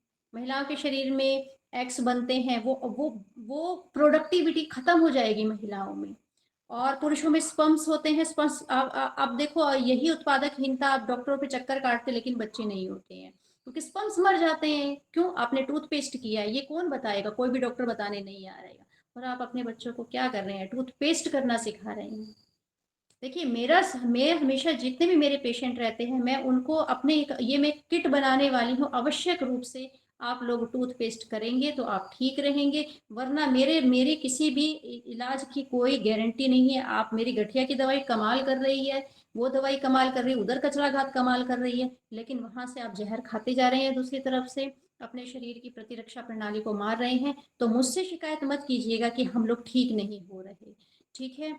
और सब साबुन लगाने वाले के भी मैंने यही बताया, सेम यही रोग होते हैं। और एक चीज और, एक बहुत बड़ी गलती करते हैं यहाँ पे, आज मैंने गलतियों की चर्चा की है, एक और बहुत बहुत बड़ी गलती, आप लिक्विड प्लास्टिक खा रहे हैं। कहाँ से? लिक्विड प्लास्टिक का नाम लिया है मैंने। कैसे? आपके घर में रिफाइंड शुगर मैंने बताया, रिफाइंड सॉल्ट मैंने बताया, और तीसरा रिफाइंड क्या है आपकी? रिफाइंड तेल। रिफाइंड तेल को अगर हम सच कहें तो वो है लिक्विड प्लास्टिक। जो भी व्यक्ति अपने घर में रिफाइंड तेल का प्रयोग एक बार भी खा रहा है वो समझो उसने प्लास्टिक पिघला कर पी लिया। रिफाइंड तेल में होता क्या है? देखिए सूरज जो होता है ना, सूरज भगवान, हम प्रणाम करते हैं सूरज भगवान को। सूरज भगवान से हमें इलेक्ट्रॉन्स मिलते हैं, इलेक्ट्रॉन से हमारे शरीर में ताकत आती है, हमारे शरीर में ऊर्जा बनती है। देखिए मैं भी बात कर रही हूँ आज किससे? इलेक्ट्रॉन्स, क्योंकि सूर्य की प्रबलता है तो इलेक्ट्रॉन्स हमें सूर्य देता है, इलेक्ट्रॉन्स प्राप्त होते हैं। और इलेक्ट्रॉन से प्रोटॉन्स प्रोटॉन्स बनते हैं। वो प्रोटॉन्स हमारे शरीर को कैंसर से मुक्त करते हैं। कैंसर से अगर कोई चीज बचाव करती है तो वो एक ही चीज है, वो प्रोटॉन्स है। तो जो प्रोटॉन्स हैं आपको वो अपने शरीर में सुरक्षित रखने हैं। वो कौन बनाएगा? वो केवल इलेक्ट्रॉन्स बनाते हैं, ठीक है। लेकिन आप जब भी रिफाइंड तेल प्रयोग करते हैं तो रिफाइंड तेल को जब भी गर्म किया जाता है उसमें इलेक्ट्रॉन्स बिल्कुल खत्म हो जाते हैं। और रिफाइंड तेल आप कच्चा तो खाओगे नहीं, आप उसको गर्म करोगे ही करोगे, वो श्वसन विष बन जाता है। यानी कि आपके सांस के रोग पैदा कर देगा, सांस की नली के सांस, ऑक्सीजन खत्म कर देगा। इलेक्ट्रॉन्स नहीं है उसमें, ऑक्सीजन खत्म कर देगा। और मैं आपको बताऊं कैंसर क्या चीज है। आज मैं कैंसर पे बोलने वाली थी लेकिन आज हमारे पास, मैं आपके शायद 5-10 मिनट और ऊपर ले लूंगी और मैं शॉर्ट में खत्म करती हूँ, फिर मैं इस पर विस्तार से मैं कैंसर पे और चर्चा करूंगी, उसकी क्या ट्रीटमेंट है, आप लोग कैसे ठीक हो सकते हो। पर्सनली मैं ट्रीटमेंट कैंसर का नहीं करती हूँ और वो सब दुश्मन बन जाते हैं सरकार के, देश के, जो कैंसर का ट्रीटमेंट करते हैं। और आपने देखा होगा सिद्धू पर मेरे ख्याल से 50 से 70 लाख या इससे ज्यादा का मुकदमा ठोक दिया था, क्योंकि उन्होंने कहा था कि मैंने अपनी पत्नी का कैंसर ठीक किया। आप बोल ही नहीं सकते हो, आप कैंसर ठीक कर ही नहीं सकते हो, भले आप कैंसर ठीक कर, आपने समाज में ऐसी कोई खोज प्रस्तुत करनी ही नहीं है। तो मैं आपको इनडायरेक्टली, मैं कुछ भी ऐसा डायरेक्टली नहीं आपको ट्रीटमेंट बताऊंगी, किंतु इंडिविजुअली कोई आता है मैं उसको गाइड जरूर करूंगी और वो कैंसर से भगवती की कृपा से वो मुक्त भी हो जाएगा। कल मैं इस चीज पे बताऊंगी। आज मैं आप लोगों को ये 5 चीजें बता रही हूँ, इसको जितनी जल्दी हो सके छोड़ देना। वनस्पति तेल है उसमें वो मैंने श्वसन विष बताया, लिक्विड प्लास्टिक बताया, उसको छोड़ देना और कभी भी उसको जिंदगी में हाथ मत लगाना, तो फेंक देना अपने घर से बाहर। और एक मैं आपको टिप दे रही हूँ और मैं अभी जल्दी तैयार भी करने वाली है एक नई चीज। देखिए मेरा दंत रसायन नाम से टूथपेस्ट, टूथ पाउडर जो आता है वो आप करें, नहीं तो अपने घर में जो मिट्टी का चूल्हा होता है, मिट्टी के चूल्हे की जो पकी हुई मिट्टी होती है, उससे आप कर सकते हैं टूथपेस्ट। तो वो भी आपको हर बीमारी से सुरक्षित रखेगा, नाइट्रिक ऑक्साइड को मरने नहीं देगा। और ये एक दूसरा, आपको साबुन नहीं लगाना है। अभी मैं हर्बल साबुन बनाने वाली हूँ, लेकिन मैं उसको भी रिकमेंड नहीं करूंगी लेकिन फिर भी वो उतना उतना नुकसान नहीं करेगा। वो 20-30% हो सकता है वो नुकसान करे। उस जो पूरे का पूरा हर्बल चूर्ण है ना, उसका तो कोई जवाब नहीं है। तो उसके लिए बहुत सारे आप मुझसे क्वेश्चन पूछेंगे। जब आपके क्वेश्चन आंसर में सेशन रखूंगी, अगले से अगला सेशन में कुछ और जानकारी दूंगी। तीसरा सेशन में क्वेश्चन आंसर का रखूंगी, आपके क्वेश्चन होंगे, मैं आंसर दूंगी। जिसकी जो बीमारी होगी उसको मैं उपचार बताने का प्रयत्न करूंगी। और नाश्ते से आधा घंटा पूर्व आप सभी लोग आयुर्वेदिक चाय का प्रयोग करें।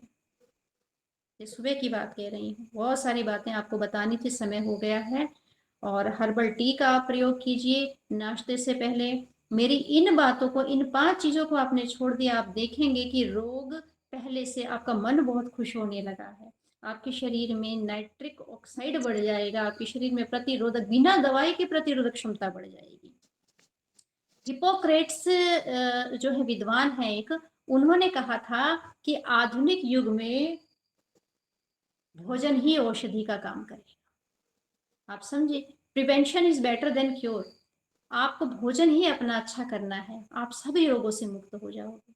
फिर भी आप उतना नहीं कर पाओगे, तो इसीलिए मैंने औषधियां बनाई हैं। सोने पे सुहागा है, औषधि भी प्रयोग करें। साथ ही साथ ये 5 चीजें छोड़ दें। नाश्ते से, मेरा टिप है एक आज की, नाश्ते से आधा घंटा पहले हर्बल टी लें। अभी हर्बल टी आप लोगों के पास उपलब्ध नहीं है, मैंने बनाई नहीं है, जल्दी मैं तैयार करूंगी। यहाँ पर चित्राक्ष की नानी जी हैं ऑनलाइन, वो जल्दी ही इसको तैयार करेंगी। मेरे पास तो समय नहीं है। मेरी माता जी, मतलब मेरी माता जी, जल्दी ही मैं उनसे प्रार्थना करूंगी कि सबके लिए हर्बल टी तैयार कर दे, आयुर्वेदिक चाय। और उसमें आज मैंने एक चीज आपको बताई थी, आप लोगों को मुझे बताइए क्या बताया था मैंने। एक स्पेशल फल के बारे में बताया था आज आपको। आप लोग मुझे कोई कोई ऑनलाइन आकर बताए कि मैंने किस चीज के बारे में बताया था आज।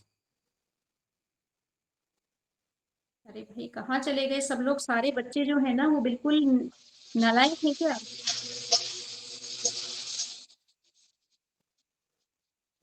नहीं है किसी के पास। आपने ना साढ़े हाँ बताइए। आपने ना वो 8:30 से पहले बताया होगा, तो मैं 8:30 ही जुड़ा था एग्जैक्ट। मैंने आज मैंने सुबह बताया था, दोपहर में बताया था। दोपहर में? अच्छा, मैं हाँ, सोच रहा कि आप ना अभी जो अब चल रही है ना नहीं, हमारी क्लास ऑनलाइन, इसकी बात कर रहे हैं। नहीं, ग्रुप में मैंने नहीं नहीं, व्हाट्सएप वो शेर शेर के दांत जिसको बोलते हैं वो। दीदी को सिंह पढ़ने के हिसाब से बताया था आपने, सिंह पढ़ने का सिंह शेर। पढ़ने का बताया था जी। हाँ, आप कौन ऑनलाइन कौन आई है ये अभी वीडियो पे? मैं नितिन गोयलू दिल्ली इंदौर से। से रचना हूँ जी, प्रणाम। प्रणाम। कहाँ से? इंदौर से रचना। इंदौर से रचना शर्मा। जी जी हाँ? जी। आपसे, आपको देख के बहुत प्रसन्नता हुई है भाई। ऑनलाइन आ जाया करें, मैं भी नहीं आती हूँ ऑनलाइन। आप अपना चेहरा दिखा दिया करें, है ना। दिल को देखो, चेहरा ना देखो, है ना। चेहरे ने लाखों को लूटा, दिल सच्चा और चेहरा झूठा, है ना। तो चेहरा दिखा दिया करो, हम हमारे लिए तो चेहरा ही सच्चा है आपका। मैं तो गुड़गांव से इसमें सुशीला गौड़। सिंह परनी एक ऐसी जबरदस्त औषधि है, मैंने आपको बताई नहीं है। केवल इससे कैंसर ठीक हो जाता है। केवल सिंह पर्णी से आप अपना कैंसर ठीक कर सकते हो। इस पर मैं फिर से विस्तार से चर्चा करूंगी। और आप लोग मुझे बताएंगे ग्रुप में, आप बताइए कि दोबारा कब जुड़ना चाहते हैं। फिर से 1 घंटे का सेशन, फिर धीरे धीरे मैं इसे आधा घंटा से 15 मिनट पे ले जाऊंगी। केवल आप लोगों का इतना टाइम वेस्ट नहीं करूंगी। गुड़गांव और से सुशीला गौड़ बोल रही हूँ। अच्छा अच्छा अच्छा, माता जी प्रणाम। कहाँ हैं आप? ऑनलाइन हाँ हाँ वीडियो पे तो हैं? हाँ, नहीं मैं है, हाँ मैं गाड़ी में हूँ, अच्छा चल रही हूँ इस टाइम गाड़ी अच्छा में। अच्छा। तो अभी हाँ, तो हमारा सेशन खत्म हो चुका है, कि आप पहले थी यहाँ पर? सुन रही हूँ। जी जी जी। हाँ मैं तब से हूँ, हाँ शुरू से ही। चीनी तो के अब बारे में, रिफाइंड के बारे में, हाँ जी। तो आपने आज सारी तक, बातें बताई, मैं सुन रही हूँ तब से। बिल्कुल डॉक्टरों बहुत के अच्छा। बारे में, हाँ जी। तो बहुत प्रसन्नता हुई। आप लोगों का बहुत बहुत धन्यवाद। जो लोग भी आज ग्रुप में थे, वो लोग मेरे व्हाट्सएप पे ग्रुप में जरूर बताइएगा कि क्या क्या आप लोगों को ठीक लगा, क्या क्या ठीक नहीं लगा, या क्या इसमें सुधार किया जा सकता है।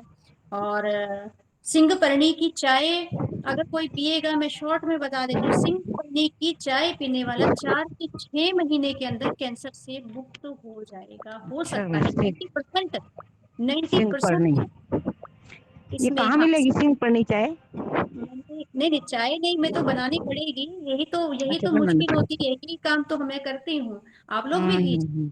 सिंगपर्णी का मैंने चित्र दिया है, आज ग्रुप में कोई सेना में भाई थे, कहाँ पर, जम्मू कश्मीर में बताया कहाँ पे हैं वो अभी, तो उनको सिंगपर्णी दिख गई, उन्होंने कहा कि हमें तो पता ही नहीं था इतनी जबरदस्त दवाई है। एक दवाई और बताऊंगी, वो पनीर है, गाय के दूध का बना हुआ पनीर, उसमें एक चीज और मिलेगी, उससे कैंसर ठीक हो जाता है। और इसके बड़े में बड़ी चौंकाने वाली जानकारियां मैं आपको दूंगी कि इसको प्रकाशित होने से रोक दिया गया था 1951 के बाद, उसको आज तक रिसर्च उसके सामने नहीं आने दी, और 40-30 मुकदमे ठोके गए उस महिला पे जिसने ये कैंसर का ट्रीटमेंट लेकर आई, जिसने 2000-2500 मरीजों को ठीक किया कैंसर के। उसको 7 बार नोबेल पुरस्कार के लिए आमंत्रित किया गया, 7 बार उन्होंने नोबेल पुरस्कार ठुकराया, 7 बार, क्योंकि कैंसर के पेशेंट ठीक कर दिए थे। क्यों ठुकराया? क्योंकि वो लोग चाहते थे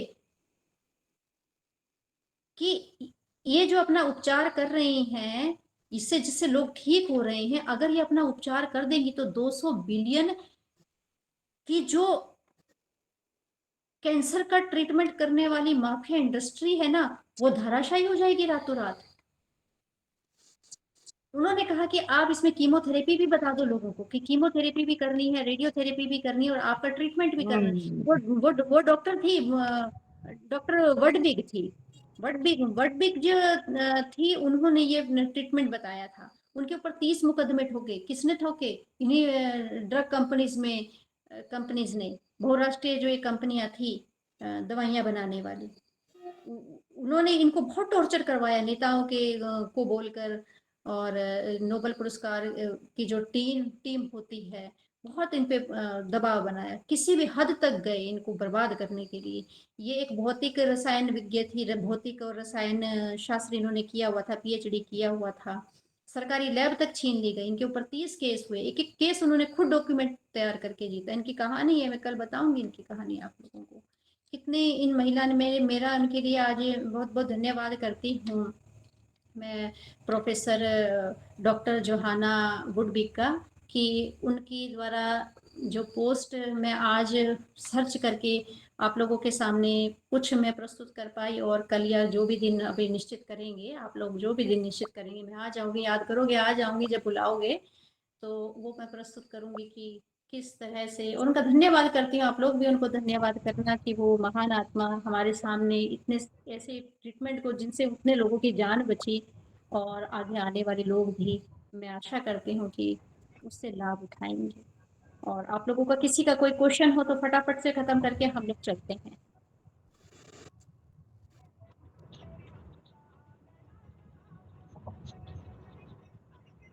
किसी का कोई प्रश्न है?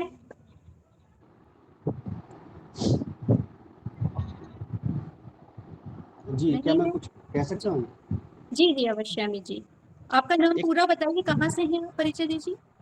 मेरा नाम अमित कुमार है और मैं डिस्ट्रिक्ट मेरठ, मेरा ना होम डिस्ट्रिक्ट है, और डिस्ट्रिक्ट रामपुर में मेरी पोस्टिंग है। मैं एजुकेशन विभाग से जुड़ा हुआ हूँ। आप कहाँ से?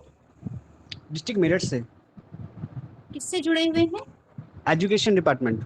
एजुकेशन डिपार्टमेंट से, जी जी जी। जी, अवश्य करिए, अपना ज्ञान हमें भी दीजिए, या कुछ पूछना है तो पूछिए।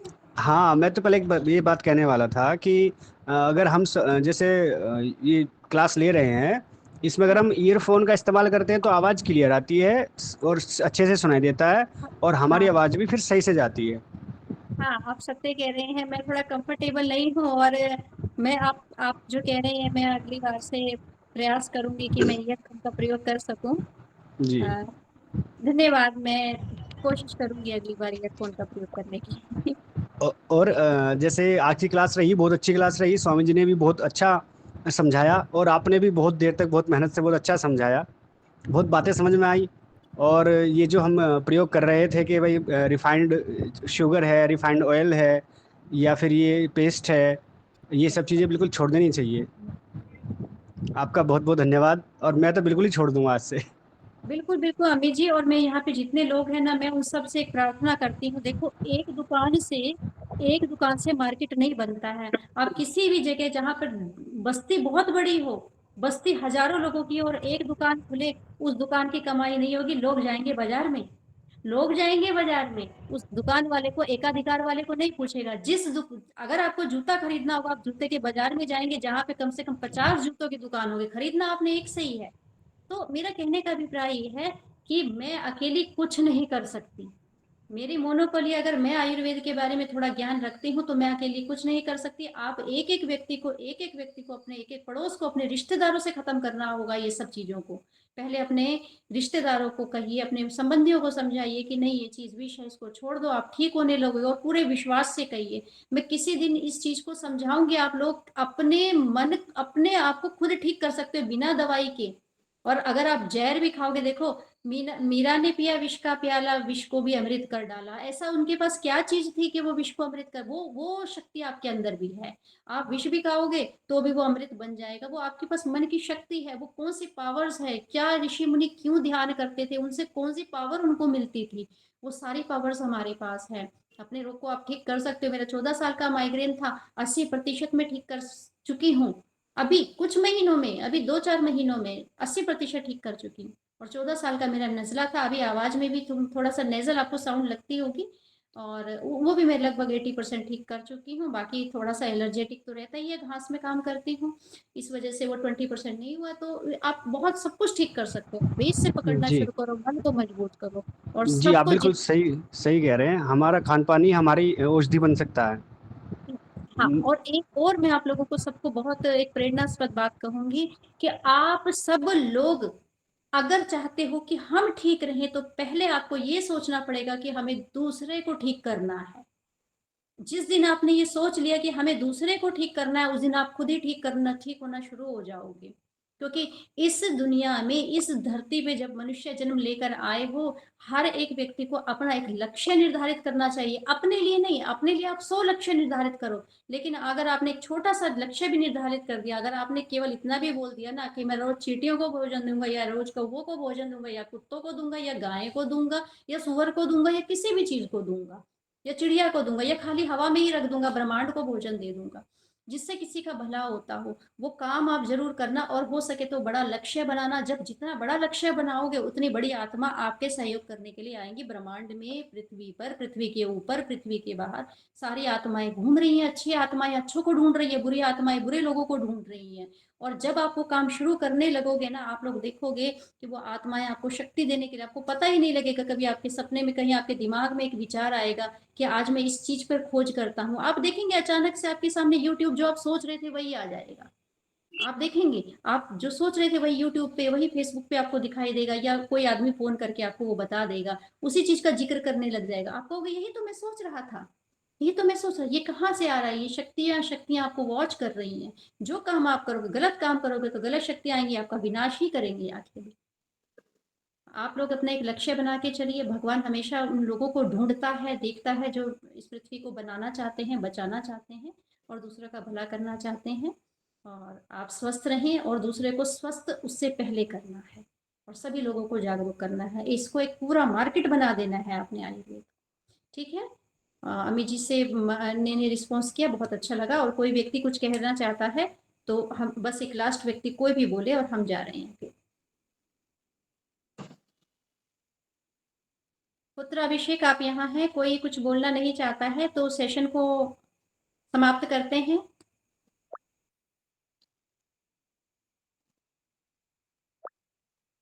ओम नमः शिवाय। राम राम। ओम नमः शिवाय। सेशन को हम समाप्त करते हैं। ओम नमः शिवाय। राम राम जी। राम राम। ओम नमः शिवाय। एक एक करके लेफ्ट कर जाइए। कैप्टन पहले नहीं छोड़ेगा। कैप्टन पहले नहीं छोड़ सकता। एक एक करके लेफ्ट कर जाइए।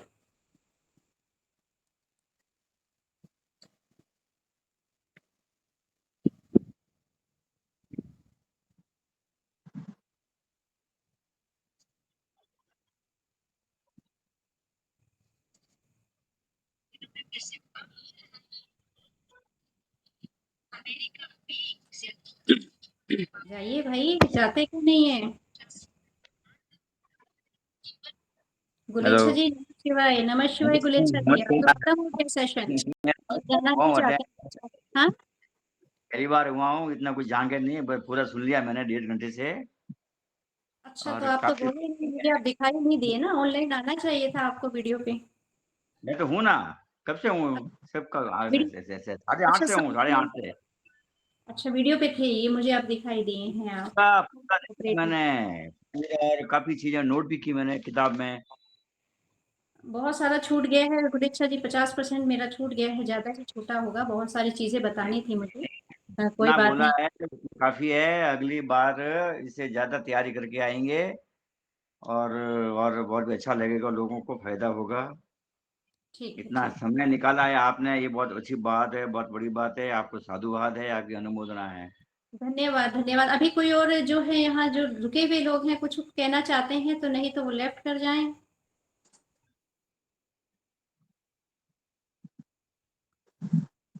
बचे हुए लोग लेफ्ट कर जाएं भाई, हमें भी छोड़ के जाना है, फिर सबको विदा करके जाएंगे हम।